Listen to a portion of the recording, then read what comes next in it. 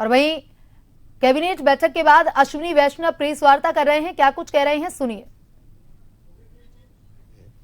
जैसे जम्मू कश्मीर से आर्टिकल 370 को हटाना बहुत बड़ी साधना थी, बहुत बड़ा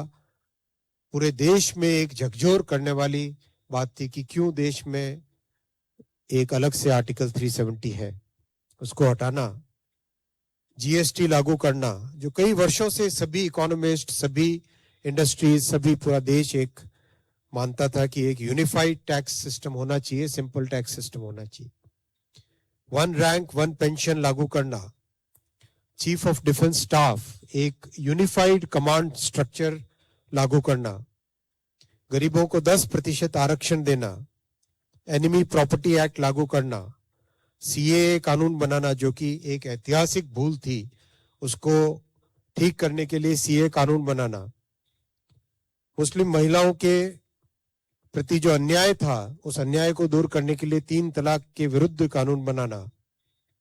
वकफ कानून में संशोधन करना, परमाणु क्षेत्र में रिफॉर्म के लिए शांति कानून, भारतीय न्याय संहिता जो कि वर्षों के बाद में दंड से न्याय के प्रति शिफ्ट होना, और दर्जनों श्रम कानूनों को 4 कोड में समेटकर एक बहुत अच्छा लेबर रिफॉर्म लाना। ऐसे अनेक बड़े फैसले माननीय प्रधानमंत्री जी की निर्णायक जो क्षमता है, निर्णय करने की क्षमता है, उसके उदाहरण है। माननीय प्रधानमंत्री जी ने राष्ट्रीय सुरक्षा को भी एक नया आयाम दिया है, नई बुलंदी दी है। आतंकवाद के विरुद्ध कठोर कदम उठाने का श्रेय उनके नेतृत्व को ही जाता है। हमने इससे पहले देखा, पिछली सभी सरकारों ने जिस तरह के कदम उठाए उसके कारण देश की जो परिस्थिति थी उसके विपरीत माननीय प्रधानमंत्री श्री नरेंद्र मोदी जी ने आतंकवाद के विरोध में कठोर कदम उठाए, सीमा पार आतंकवाद के कैंपों पर सर्जिकल स्ट्राइक की, एयर स्ट्राइक की, और ऑपरेशन सिंदूर के रूप में पाकिस्तान के उन क्षेत्रों को भी टारगेट किया जो पहले अकल्पनीय थे, पहले कभी सोचा नहीं जाता था। उन क्षेत्रों को भी प्रधानमंत्री श्री नरेंद्र मोदी जी ने ऑपरेशन सिंदूर के दौरान